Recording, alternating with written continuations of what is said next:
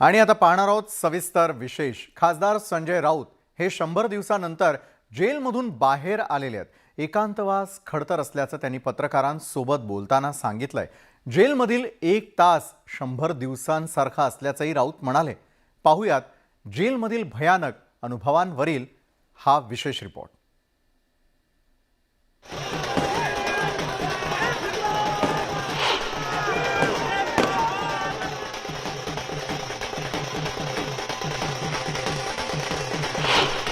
खासदार संजय राऊतांची तब्बल 100 दिवसांनंतर जेलमधून सुटका झाली। जामीन मिळाल्यानंतर संजय राऊत 100 दिवसांनंतर जेल बाहेर आले। जेलमधून बाहेर आल्यानंतर संजय राऊतांचं जल्लोषात स्वागत झालं। मात्र जेलमध्ये भिंतींसोबत बोलावं लागायचं। बोलायला कुणीही नसल्यानं एकांतवास भयानक असल्याचं संजय राऊत म्हणाले। जेलमध्ये वेळ जाता जात नाही, त्यामुळे 1 तासही तब्बल 100 दिवसांसारखा वाटत होता, अशी प्रतिक्रिया संजय राऊतांनी दिली। वर्षानुवर्ष लोक राहत असतात। मी 100 दिवस राहिलो, पण तिथे एक तास हा 100 दिवसासारखा असतो।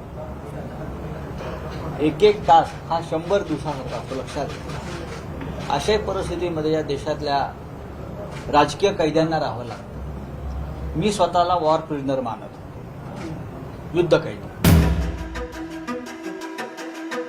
संजय राऊतांचा जेलमध्ये वेळ जात नव्हता, त्यामुळे त्यांनी या वेळेचा सदुपयोग केला। या 100 दिवसात प्रचंड लेखन केल्याची माहिती संजय राऊतांनी दिली। पुस्तक येणार आहे, पुस्तक तयार झालंय ना। नक्कीच हे अनुभव असतात ते लोकांपर्यंत पोहोचवायचे असतात। 2 पुस्तकं मी तुरुंगात तयार केली। वेळेचा सदुपयोग व्हायला पाहिजे, मी लिहिणारा माणूस आहे। संजय राऊतांच्या आधी जेलमध्ये गेलेले अनिल देशमुख, नवाब मलिक यांची अद्याप सुटका झालेली नाही, तर राष्ट्रवादी काँग्रेसचे नेते छगन भुजबळ जवळपास 24 महिने जेलमध्येच होते। नवी दिल्लीतील महाराष्ट्र सदनाच्या बांधकामातील कथित घोटाळा आणि कंत्राटांच्या बदल्यात काळ्या पैशांची मागणी केल्याचा आरोप त्यांच्यावर झाला होता। मे 2018 मध्ये त्यांची सुटका झाली होती। आता संजय राऊतांचीही सुटका झाली, तर भाजपनं या मुद्द्यावरून टोले लगावण्याची संधी सोडली नाही। मला वाटतं कोर्ट काय म्हणाले संपूर्ण महाराष्ट्राच्या जनतेसमोर आलेलं आहे आणि हा काय विशेष न्यायालयानं संजय राऊतांची अटक ही बेकायदेशीर असल्याचं निरीक्षण नोंदवल्यानंतर पुन्हा एकदा केंद्रीय तपास यंत्रणांच्या कामावर प्रश्नचिन्ह निर्माण झालेलं आहे। उद्धव ठाकरेंनी तर केंद्रीय तपास यंत्रणा केंद्र सरकारच्या पाळीव प्राण्यांप्रमाणे वागत असल्याचा घणाघात केलाय। राऊतांच्या जामिनानंतर केंद्रीय तपास यंत्रणांच्या गैरवापरावरून आरोप प्रत्यारोप सुरू झाल्याचं देखील पाहायला मिळतंय। तपास यंत्रणा पाळीव प्राण्याप्रमाणे वागतायत। केंद्रीय तपास यंत्रणांवर ठाकरेंचा प्रहार। ठाकरेंच्या आरोपांवरून राजकारण तापलं। राऊतांच्या जामिनानंतर आरोप प्रत्यारोप।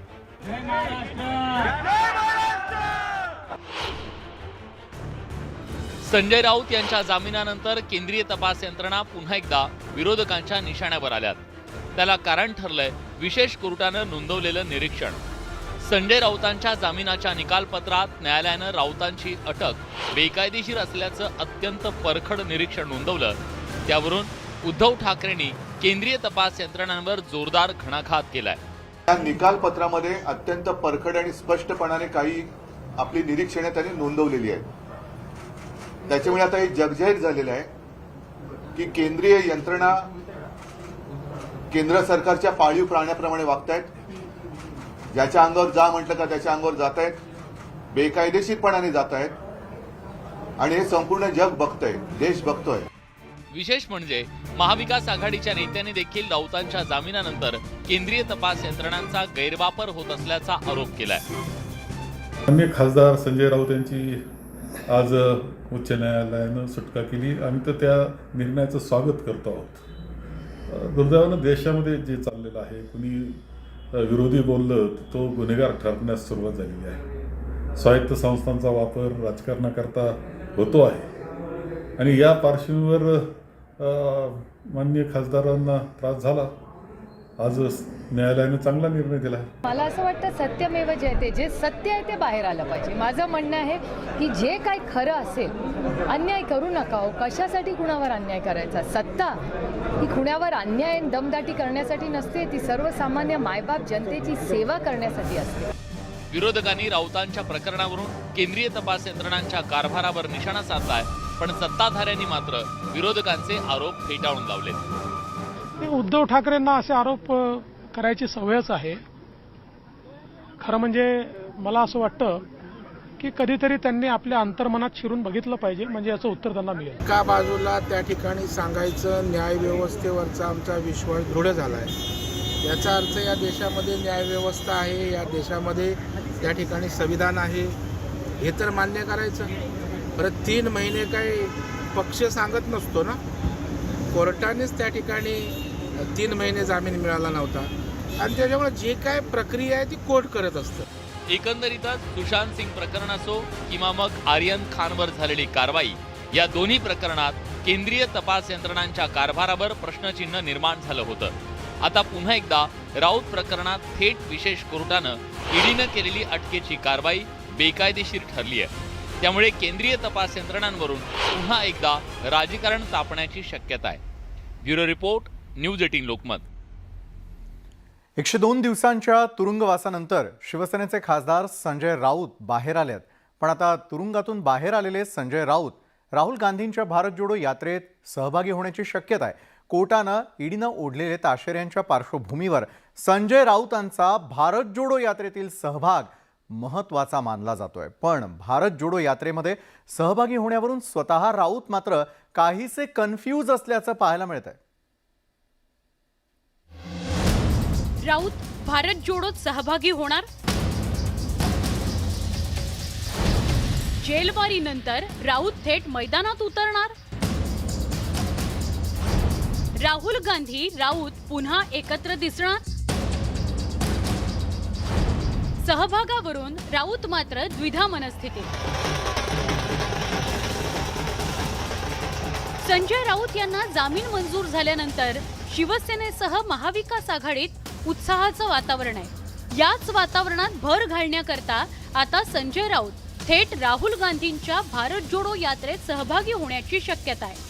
खरं तर संजय राऊतांवर कारवाई होण्याआधी दिल्लीत राऊत आणि राहुल गांधींमधली जवळीक अनेकदा अनेकांनी पाहिली आहे. त्यामुळे राऊत भारत जोडो यात्रेत गेल्यास त्यातून महाविकास आघाडीला चांगला संदेश मिळेल.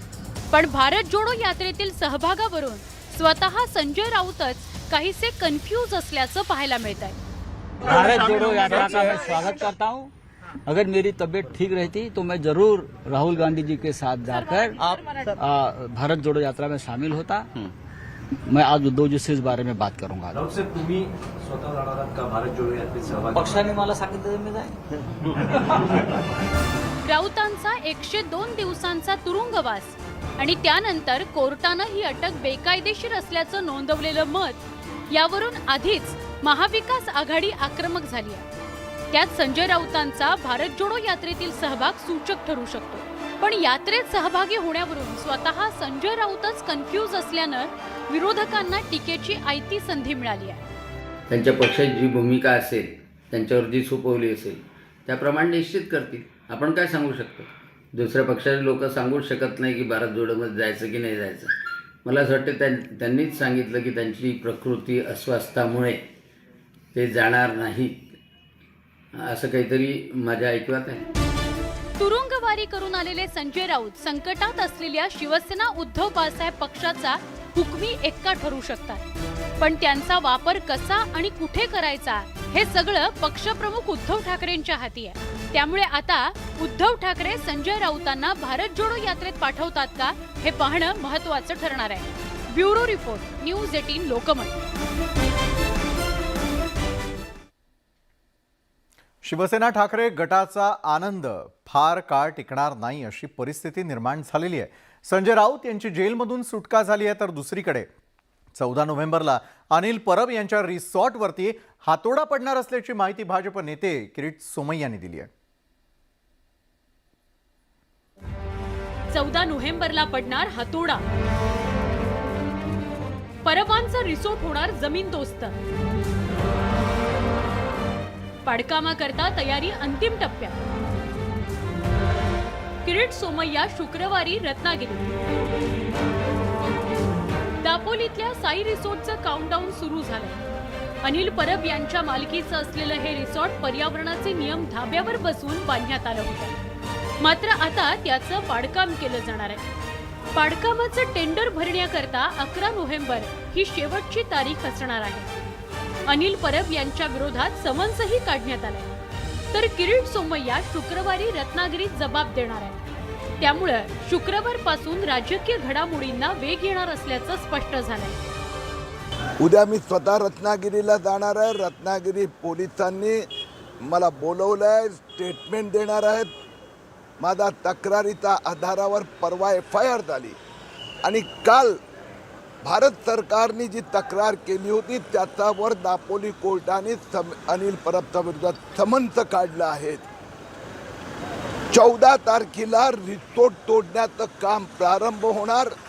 उद्या जे टेंडर भरण्याची शेवटची तारीख आहे. दापोलीतील साई रिसोर्ट प्रकरणी अनिल परब आणि इतर 3 जणांविरोधात फसवणुकीचा गुन्हा दाखल करण्यात आला होता. या प्रकरणी खेड आणि दापोली न्यायालयात अनिल परब यांच्यावर फौजदारी गुन्हा दाखल करण्याकरता वेगवेगळ्या याचिका दाखल करण्यात आल्या होत्या. अनिल परब नेमके कशामुळे अडचणीत आले त्यावर नजर टाकूयात.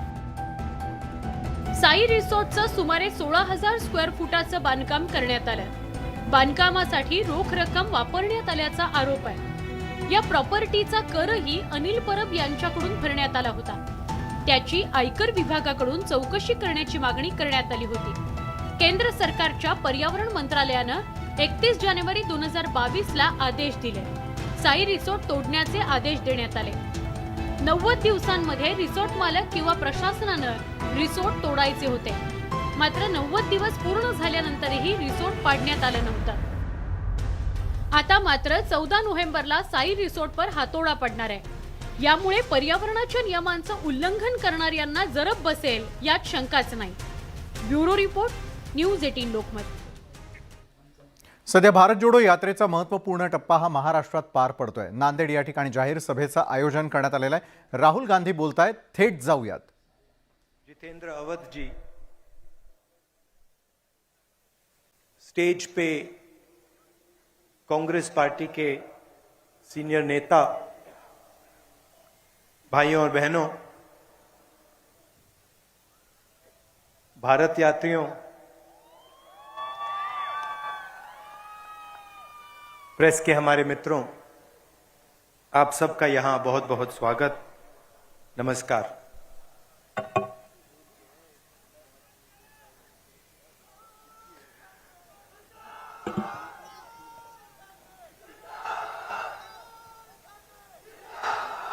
मीटिंग शुरू करने से पहले प्रेस के हमारे मित्रों, आप सबका यहां बहुत बहुत स्वागत, नमस्कार।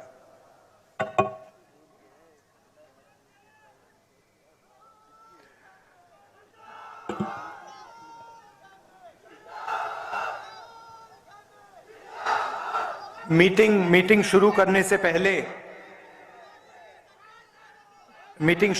से पहले हमने छत्रपति शिवाजी महाराज, बसवना जी, महात्मा फूले जी, साहू महाराज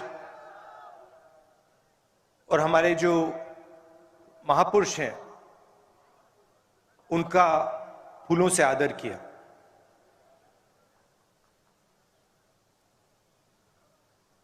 ये जो हमने आदर किया, इसका मतलब क्या है? ये हमने किस कारण किया, क्यों किया? हमने इसलिए किया क्योंकि इन लोगों ने अपनी जिंदगी, पूरी की पूरी जिंदगी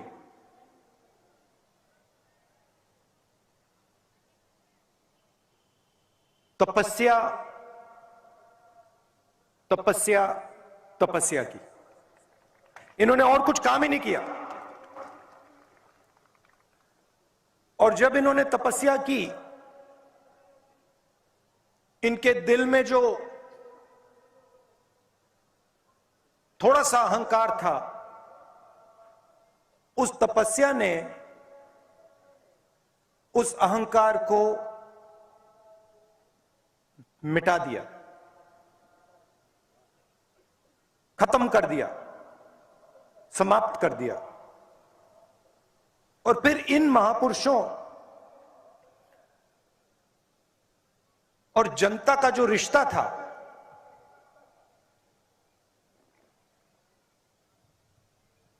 वो बिल्कुल दूसरे तरीका का रिश्ता था।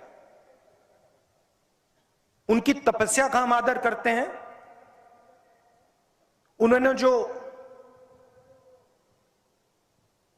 दिल से अहंकार मिटाया, उसका हम आदर करते हैं।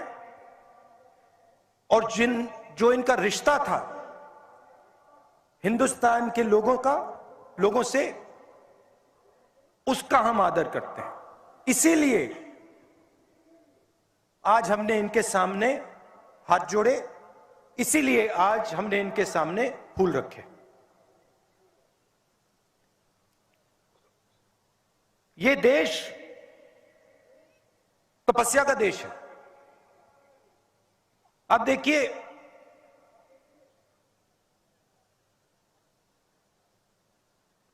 जिनके भी सामने हम हाथ जोड़ते हैं,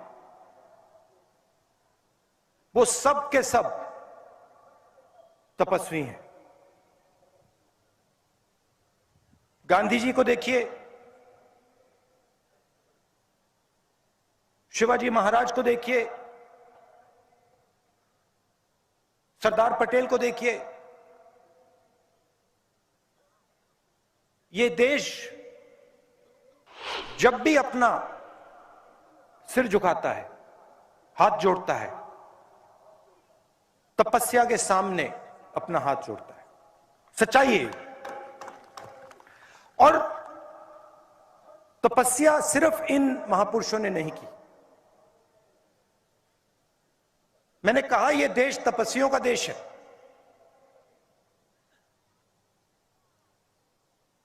इस देश के किसान भी तपस्या करते हैं, दिन भर तपस्या करते हैं। इस देश का मजदूर तपस्या करता है। इस देश का छोटा व्यापारी तपस्या करता है। मगर आज इस देश में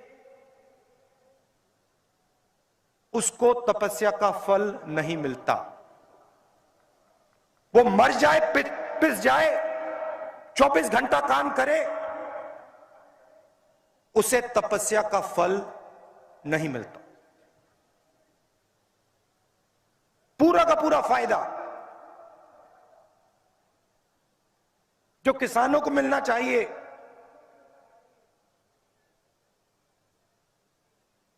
फ्री में नहीं,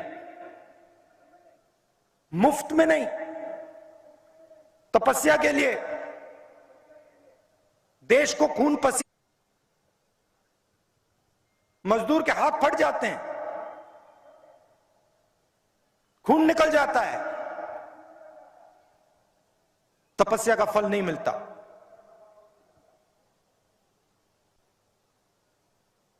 नरेंद्र मोदी जी ने कुछ साल पहले नोटबंदी की।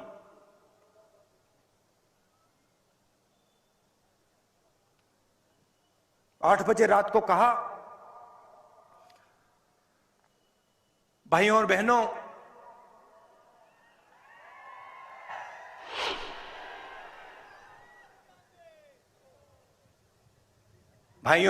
मैं 500 रुपए, 1000 रुपए का नोट रद्द कर रहा हूं।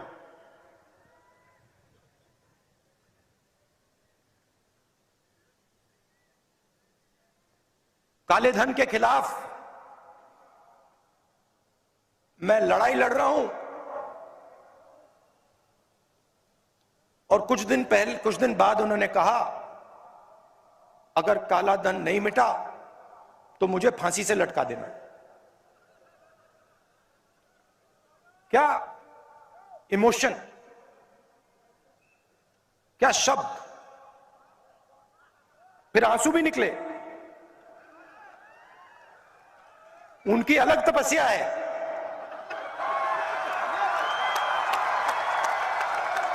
तपस्या है मगर अलग है। वो तो आपको दिखता है आंसू वाली। खैर, नोटबंदी की, गलत जीएसटी लागू की, 5 अलग अलग टैक्स,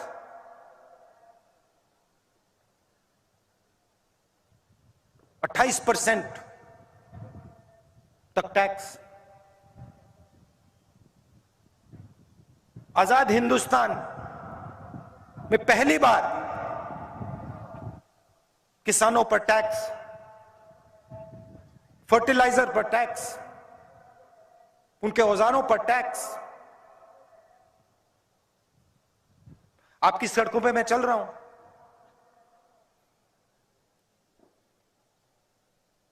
लोग कहते हैं 3500 किलोमीटर चल रहे हैं, कोई मतलब नहीं है। यह आप मत सोचो कि मुश्किल काम है, मुश्किल काम नहीं है, आसान काम है। आप यात्रियों से पूछ लो, बैठे हैं वहां पे, बताओ भाई आसान है मुश्किल है? आसान है मुश्किल है? आसान है। आसान क्यों है? हम नहीं चल रहे, हम अपनी शक्ति का प्रयोग नहीं कर रहे हैं। आपका प्यार, आपकी शक्ति हमें आगे धकेल रही है।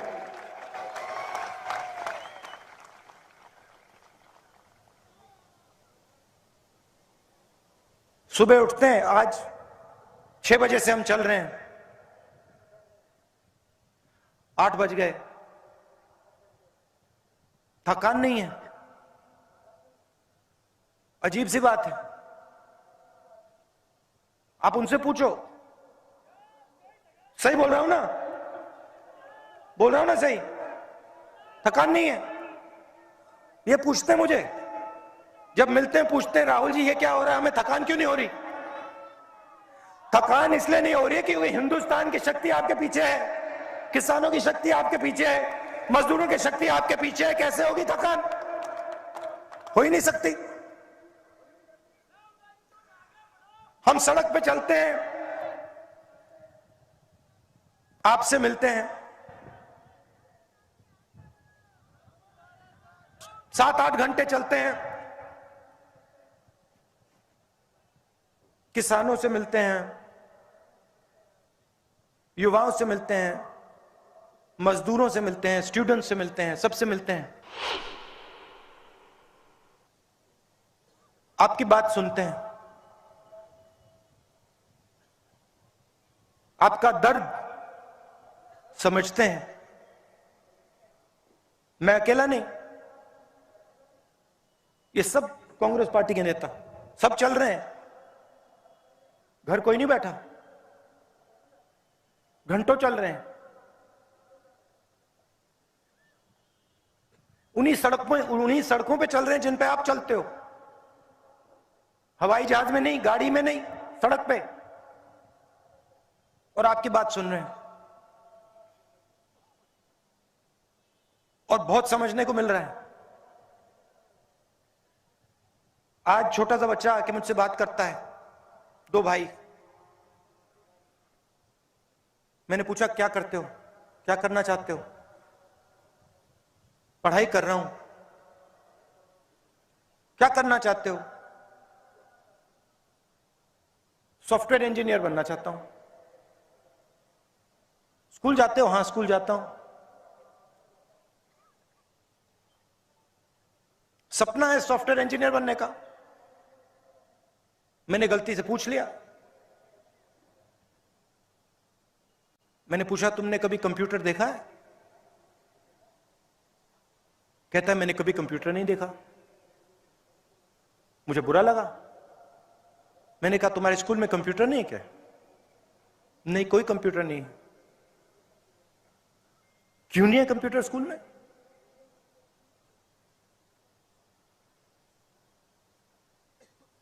क्योंकि हिंदुस्तान का पूरा धन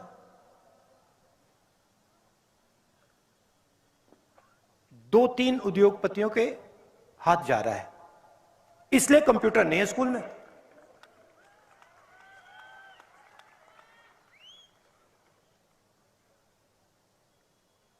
और वही बात किसान के साथ एमएसपी नहीं मिलती। क्यों नहीं मिलती?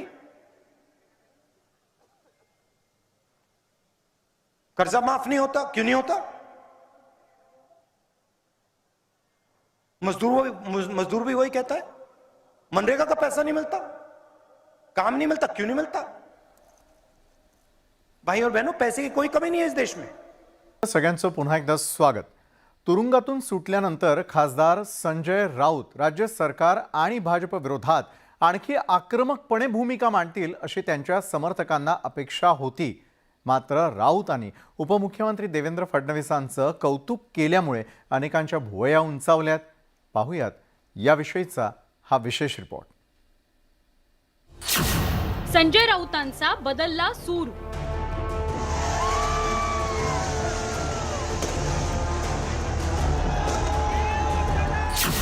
राऊतांकडून फडणवीसांचं कौतुक।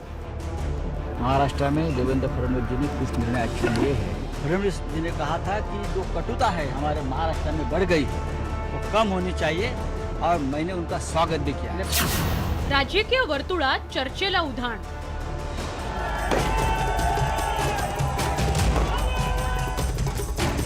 पत्राचाळ आर्थिक घोटाळा प्रकरणी तुरुंगातून बाहेर पडल्यानंतर खासदार संजय राऊतांचे सूर बदलल्याचं पाहायला मिळतंय।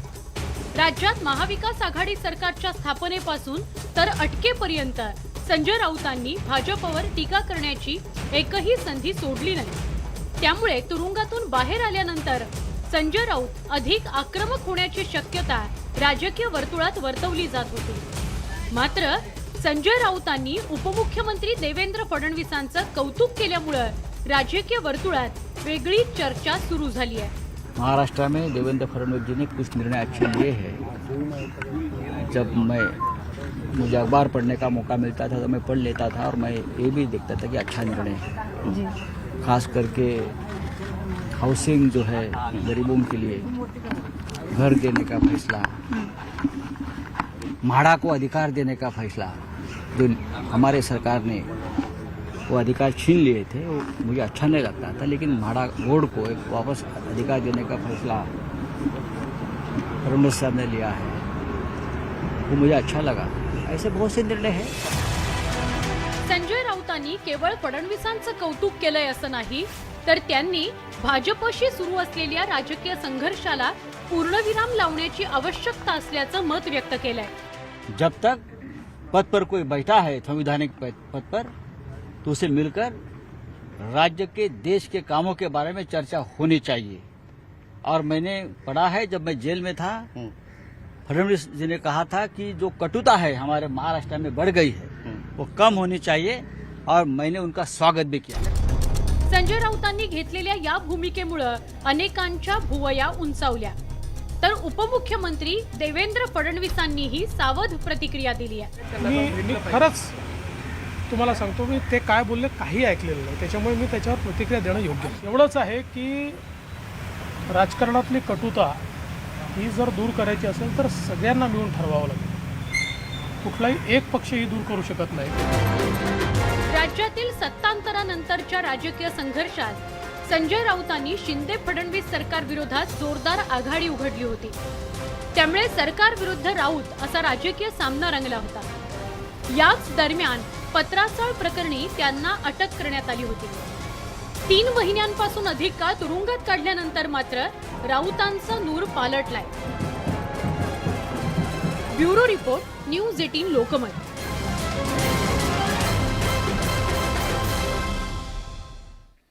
तुरुंगामधून बाहेर आलेल्या संजय राऊतांनी उपमुख्यमंत्री देवेंद्र फडणवीसांच्या कामाचं कौतुक केलं, तसंच भाजपशी असलेल्या राजकीय कटुता कमी करण्याची आवश्यकता असल्याचं देखील मत व्यक्त केलंय।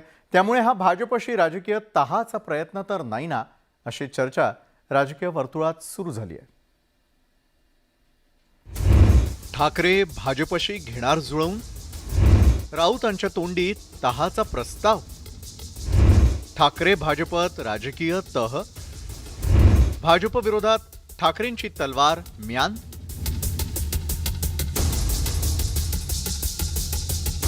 शिवसेनेचे फायर ब्रँड नेते अशी ओळख असलेले संजय राऊत तुरुंगाबाहेर आल्यानंतर काहीसे मवाळ झालेले आहेत.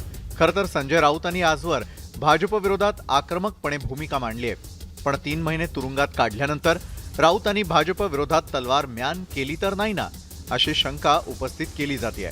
कारण तुरुंगाबाहेर आल्यानंतर संजय राऊतांनी उपमुख्यमंत्री देवेंद्र फडणवीसांचं कौतुक केलंय. म्हाडाला अधिकार देण्याच्या फडणवीसांच्या निर्णयाचं तोंड भरून कौतुक केलंय. मैं 2-4 दिन में राज्य के उप मुख्यमंत्री देवेंद्र फडणवीस जी को भी मिल रहा हूँ. कुछ लोगों के कामों के लिए मैं मिलना चाहता हूँ उनको. मैं दिल्ली में जाकर प्रधानमंत्री से मिलूंगा और अमित शाह साहब से मिलूंगा, गृह मंत्री है देश के, और उनको भी बताऊंगा क्या हो गया मेरे साथ. राऊतांनी देवेंद्र फडणवीसांचं कौतुक करतानाच मुख्यमंत्री एकनाथ शिंदेंचा विरोध मात्र कायम ठेवलाय. त्यामुळे मुख्यमंत्री एकनाथ शिंदेंना शह देण्यासाठी ठाकरेंच्या शिवसेनेनं भाजपशी जुळवून घेण्याची रणनीती तर आखली नाही ना. देखिए, मैं लगता है कि राज्य का जो कारभार है उप मुख्यमंत्री चला रहे हैं. जो मेरा निरीक्षण है कि इस राज्य का नेतृत्व आज भी फडणवीस जी कर रहे हैं. अनुभवी नेता है और बहुत से महत्वपूर्ण निर्णय मैं उनके मुंह से सुन रहा हूं. 2019च्या विधानसभा निवडणुकीपासून ठाकरे विरुद्ध भाजप असा राजकीय संघर्ष पेटलाय. 40 आमदारांच्या बंडखोरीमुळे या संघर्षाची धार वाढली आहे.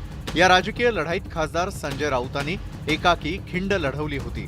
मात्र तुरुंगातून बाहेर आल्यानंतर त्यांचा बदललेला नूर पाहता उद्धव ठाकरेंनी आपली रणनीती तर बदलली नाही ना.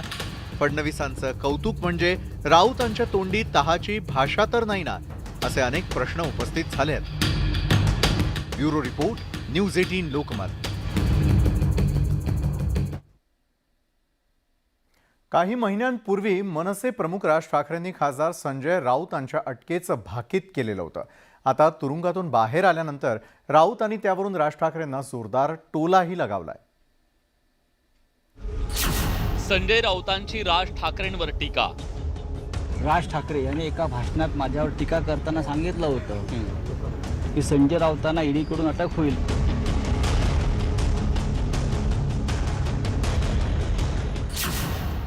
जेलवारीवरून राज ठाकरेंना टोला. एकांतात स्वतःशीच बोलण्याची काय प्रॅक्टिस करा आणि राजकारणामध्ये शत्रूच्या संदर्भातही अशा भावना आपण व्यक्त करू नयेत की तो तुरुंगात जावा. त्या भाकितावरून खोचक सल्ला.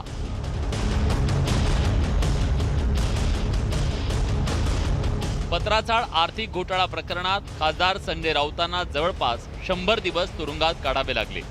मात्र बुधवारी पीएमएलए कोर्टानं राऊतांना जामीन मंजूर केला आणि त्यांची तुरुंगातून सुटका झाली.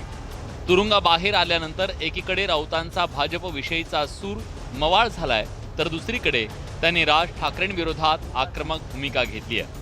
आमचे मित्र आणि मनसे प्रमुख राज ठाकरे यांनी एका भाषणात माझ्यावर टीका करताना सांगितलं होतं की संजय राऊतांना ईडीकडून अटक होईल आणि आता त्यांनी एकांतात स्वतःशीच बोलण्याची काय प्रॅक्टिस करावी. मला त्यांना सांगायचं आहे की हो, मला ईडीने अटक केली, ती बेकायदेशीर होती असं कोर्टाचं म्हणणं आहे. आणि राजकारणामध्ये शत्रूच्या संदर्भातही अशा भावना आपण व्यक्त करू नयेत की तो तुरुंगात जावा. मविया सरकारच्या काळात संजय राऊतांनी भक्कमपणे राज्य सरकारची बाजू मांडली. ते रोज पत्रकार परिषदांच्या माध्यमातून विरोधकांच्या आरोपांना उत्तर द्यायचे.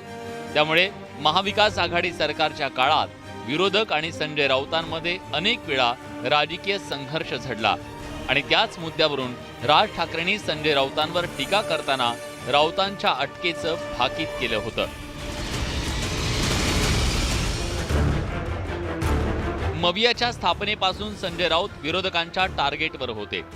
मनसेनं मशिदीवरील भोंग्यांचा मुद्दा पुढे करत मशिनींवरती लागलेले भोंगे हे खाली उतरवावेच लागतील. ज्या मशिनीच्या बाहेर हे भोंगे लागतील त्याच्या दुप्पट समोर स्पीकर लावायचे आणि हनुमान चालीसा लावायचा.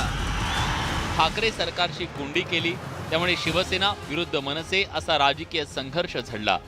त्या राजकीय संघर्षात संजय राऊत आणि राज ठाकरे यांच्यात शाब्दिक युद्ध रंगलं. आता जेलबारीच्या निमित्तानं पुन्हा एकदा हा वाद पेटण्याची शक्यता नाकारता येत नाही. Bureau report, news 18 Lokmat.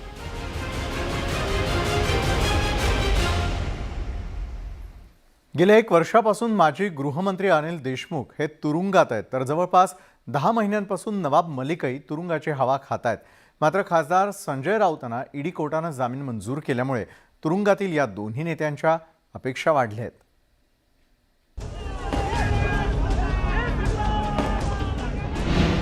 राऊतांना जामीन, राष्ट्रवादीच्या आशा पल्लवीत. संजय राऊतांना न्याय मिळाला तर तोच न्याय नवाबबाई अनिल देशमुखांनाही मिळो. देशमुखांना वर्ष, मलिकांचा 10 महिने जेलमध्ये मुक्काम. नवाब मलिक देशमुखांना जामीन कधी?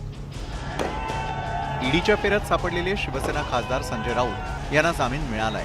राऊतांच्या जामिनामुळे राष्ट्रवादीच्या आशा पल्लवीत झाल्या. राष्ट्रवादीचे नेते अनिल देशमुख आणि नवाब मलिक यांना आता तरी जामीन मिळेल असं राष्ट्रवादीच्या कार्यकर्त्यांना वाटतंय. अनिल देशमुखांना 1 नोव्हेंबर 2021ला अटक झाली. अनिल देशमुखांच्या अटकेला 1 वर्ष उलटून गेलंय. नवाब मलिकांना 23 फेब्रुवारी 2022ला अटक झाली आहे. मलिकांच्या अटकेला 10 महिने झालेत. राऊतांना जो न्याय मिळाला तोच न्याय मलिक आणि देशमुखांना मिळावा असं नेत्यांना वाटतंय. जसा संजय राऊतांना न्याय मिळाला तर तोच न्याय नवाबबाई अनिल देशमुखांनाही मिळो. आमच्या सगळ्यांचे प्रयत्न चाललेत. अनेक लोक असे आहेत, आमच्या ताई आहेत, त्यांचेही मिस्टर तिथे आहे. खडसे साहेबांच्या जावयांचा उल्लेख मी आवर्जून करते. असे असंख्य लोक आज जेलमध्ये आहेत. माझा त्या न्याय प्रक्रियेवर पूर्ण विश्वास आहे आणि हेही सगळे लवकरात लवकर सुटून येतील असे आमचे प्रयत्न आहेत. राष्ट्रवादीच्या कार्यकर्त्यांच्या या अपेक्षेवर सत्ताधाऱ्यांनी शाल जोडीतले लगावले आहेत. जर असा प्रश्न निर्माण झाला असेल त्याचं उत्तर कालच वाटतं काही एसीबीच्या लोकांनी दिलेलं आहे की कोणाच्या बाहेर येण्यावर मी टीका करत नाही, पण जर 102 दिवसामध्ये संजय राऊत साहेब बाहेर आले असतील तर आमची ही 2 मंडळी बाहेर का आली नाहीत अशी प्रश्नचिन्ह त्यांनीच उभी केलेली आहे. आणि म्हणून मगाशी पण मी सांगितले की न्यायालयाने एखादी गोष्ट केल्यानंतर त्याच्यावर मला बोलण्याचा अधिकार नाही, मी बोलू पण नाही. परंतु काहीतरी कुजबूज मात्र सुरू झालेली आहे की हे कशामुळे घडलं. आपणही व्यवहारात पाहतो ना की खून केलेल्यांनाही जामीन मिळतो, चोरी केलेल्यांनाही जामीन मिळतो आणि त्याच्यामुळं जामीन मिळणं म्हणजे निर्दोष आहे असं समजण्याची गरज नसते. आणि त्यामुळं सुप्रियाताईंनी कदाचित न्यायालयाला ती विनंती केली असेल असं मला वाटतं. छगन भुजबळांना ईडीनं अटक केल्यानंतर जवळपास 2 वर्ष ते ईडीच्या कोठडीत होते. अनिल देशमुख आणि नवाब मलिक ईडीच्या कोठडीत असले तरी त्यांची प्रकरणं वेगवेगळी आहेत. त्यामुळे त्यांना जामीन मिळतो का हे पाहणं औत्सुक्याचं ठरणार आहे. मुजीब शेख, न्यूज 18 लोकमत, नांदेड. कृषी मंत्री अब्दुल सत्तार हे अनेकदा त्यांच्या वक्तव्यांमुळेच अडचणीत आलेले आहेत. सुप्रिया सुळे यांच्याविषयी केलेल्या वक्तव्यामुळे अब्दुल सत्तार चांगलेच गोत्यात आलेले होते. मात्र आता अब्दुल सत्तारांनी कानावरती हात ठेवलेत. आता राजकीय प्रश्नांवरती अब्दुल सत्तार यांनी काय भूमिका घेतली आहे ते आता पाहूयात. बदले बदले मेरे सरकार नजर आते हैं, बदले बदले मेरे सरकार नजर आते हैं. कृषी मंत्री अब्दुल सत्तार नुकतेच राजकीय संकटातून तावून सुलाखून निघाल्यात. अर्थात ही काही त्यांची पहिलीच वेळ नाही. या आधीही अनेकदा रोखठोक वक्तव्य करून अब्दुल सत्तार वादात अडकले होते. मात्र यावेळी राष्ट्रवादी काँग्रेसच्या खासदार सुप्रिया सुळेंच्या विरोधात केलेल्या वक्तव्यामुळे त्यांच्यावर प्रचंड टीका झाली. 7 नोव्हेंबरला सिल्लोडमध्ये अब्दुल सत्तार यांनी खासदार डॉक्टर श्रीकांत शिंदेंची सभा आयोजित केली होती. त्याच दिवशी अब्दुल सत्तारांनी वादग्रस्त वक्तव्य केल्यानं वाद निर्माण झाला होता. अखेर मुख्यमंत्री एकनाथ शिंदेंनी कानपिचक्या दिल्यानंतर सत्तारांना माफी मागावी लागली. त्यानंतर अब्दुल सत्तार सावध झाले आहेत. राजकीय प्रश्नावरती अब्दुल सत्तार आता कशी प्रतिक्रिया देतात ते पाहूयात. मी पहिलेच बोललो तुम्हाला का मी आजच्या दिवशी तुम्हाला हात जोडून विनंती करू लागलो का हे अधिकारी आहेत, यांना वर्तमानपत्रात आणि टी व्हीच्या माध्यमातून ऐकलं की त्यांची जमानत झाली.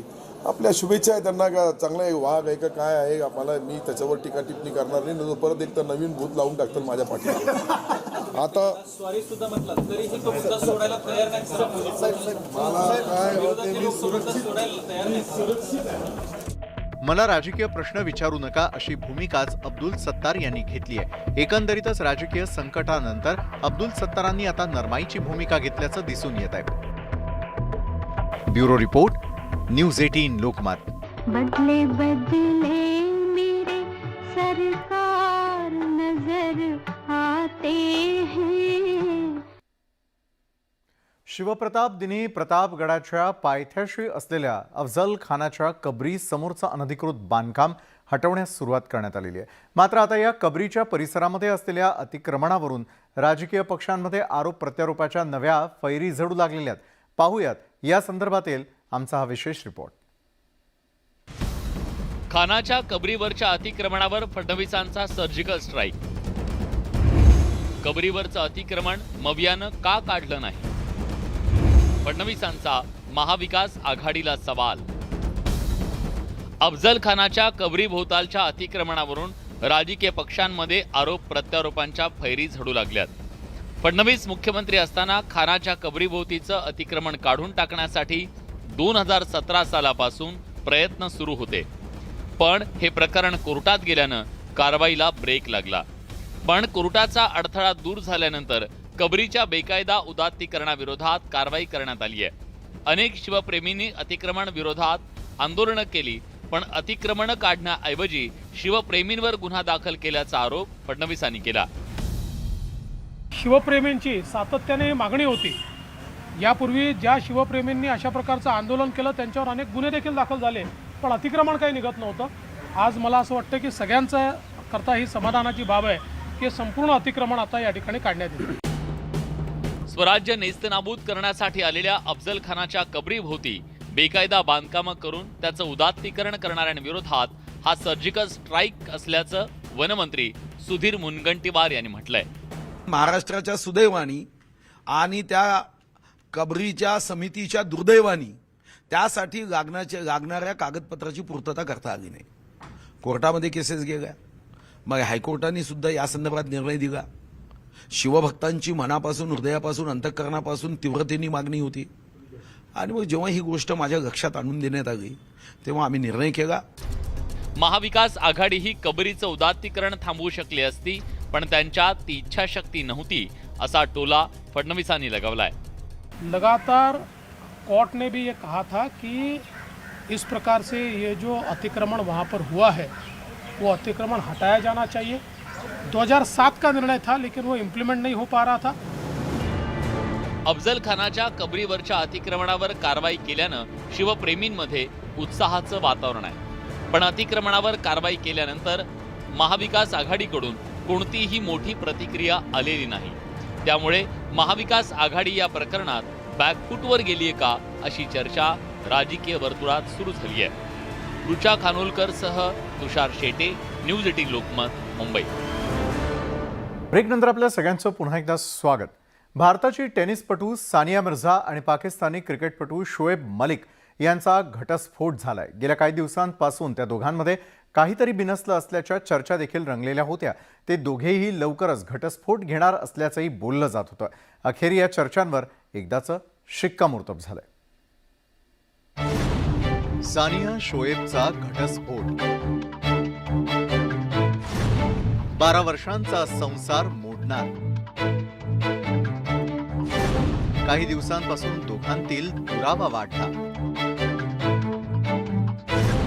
सोशल मीडियावर काही पोस्टही व्हायरल. शोएब मलिक आणि सानिया मिर्झा यांच्यात काही ठीक सुरू नसल्याच्या चर्चांना सोशल मीडियावरती उधाण आलं होतं. मागच्या अनेक दिवसांपासून दोघेही विभक्त राहत असल्याची माहिती पाकिस्तानच्या एका वृत्तवाहिनीनं दिली होती.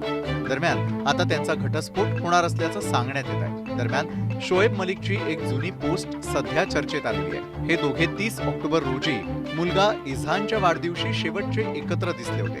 पण त्यानंतर शोएब मलिकनं सोशल मीडियावरती जे काही लिहिलं त्यावरून लोकांच्या मनात अनेक प्रश्न उपस्थित झाले आहेत. तर सानिया मिर्झाच्या पोस्टनं त्याला अप्रत्यक्षपणे दुजोरा दिलाय. व्हायरल होणाऱ्या त्या पोस्टमध्ये शोएब म्हणाला होता, जेव्हा तुझा जन्म झाला तेव्हा आमच्यासाठी जीवनाला एक विशेष अर्थ होता. आपण एकत्र राहू शकत नाही, रोज भेटू शकत नाही, पण बाबा प्रत्येक क्षणी तुझा आणि तुझ्या हसण्याचा विचार करतो. बाबा आणि मम्मी तुझ्यावरती प्रेम करतात. अशा आशयाची पोस्ट सध्या सोशल मीडियावरती तुफान व्हायरल होते. दरम्यान सानियानं केलेल्या पोस्टनं शोएबच्या या जुन्या पोस्टला अप्रत्यक्षपणे दुजोरा दिलाय.